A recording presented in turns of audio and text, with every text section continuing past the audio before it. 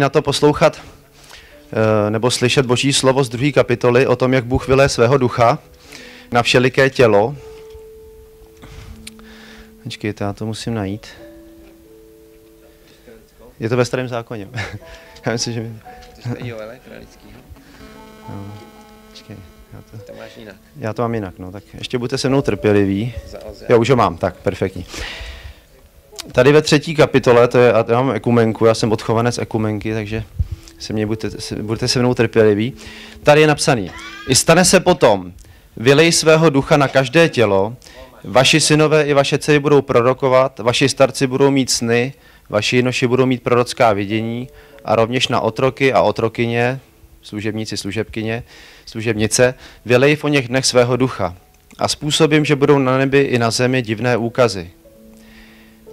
A tak dále. A my jsme, nebo byli jsme zvyklí na to číst a stane se potom. A člověk si klad otázku, po čem vlastně? Po čem se to stane? A to tady zmiňoval Pavel už na začátku, ráno, když se sejdeme a budeme hledat Boha. Když dáme svoje srdce a budeme se postit a budeme k němu volat. Když si řekneme, má to cenu jít do církve, i když se ti nechce. A přijdeš, abys hledal Boha, abys dal svoje srdce jemu na oltář. A řekl, má to smysl. Má smysl v tomhle národě něco dělat, ještě Bůh neskončil.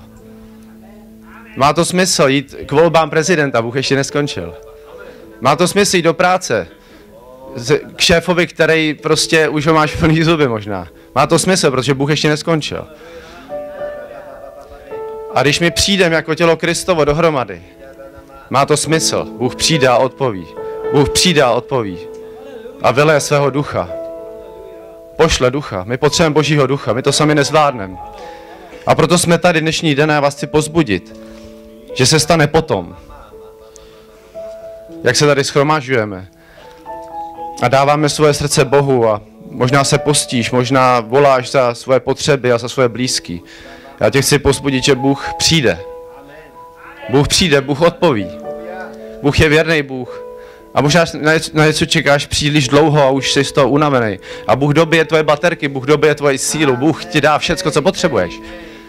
Prostě tě dotankuje, on ví, jak na tebe, on ví, co potřebuješ, on tě dovede na to místo, z té výprahlé pouště, z toho místa, kde seš, tam, kde je voda živá. A zavlaží tě svým duchem. Haleluja, Pane, my ti děkujeme za to, co ty děláš. Děkujeme ti za to, že ty s náma počítáš. Že ty jsi neskončil s tímhletím národem. Díky za novýho prezidenta, díky za to, co je před náma, Pane. Protože ty máš úžasné věci a to nejlepší, jak jsme slyšeli už xkrát, je teprve před náma. Věř tomu, že to nejlepší, že jsme vůbec nic neviděli. Fakt nejenom jsme tak z dálky ucítili to dobré jídlo, který se nese. A Ježíš nás bude obsluhovat, on ještě neskončil, on má pořád to samé srdce. On se opáše a jde a obsluhuje svoji církev, nebo prostě stará se o ní. Takže čekej, že Ježíš dneska přijde k tobě a naservíruje tě dobré jídlo. Amen. Haleluja. Sláva tobě, Pane, díky za všecko. Amen. Haleluja, haleluja. To je nádherný. Děkujeme ti, Pane, za to slovo. To přijímáme. Díky, Pane. Shebandus tekej. Kebro santida bahai. Hej, šidri bambuso drudandenderadandum. Bo bede sada baba. Ano, Pán říká, připravte svoje srdce. Ze všeho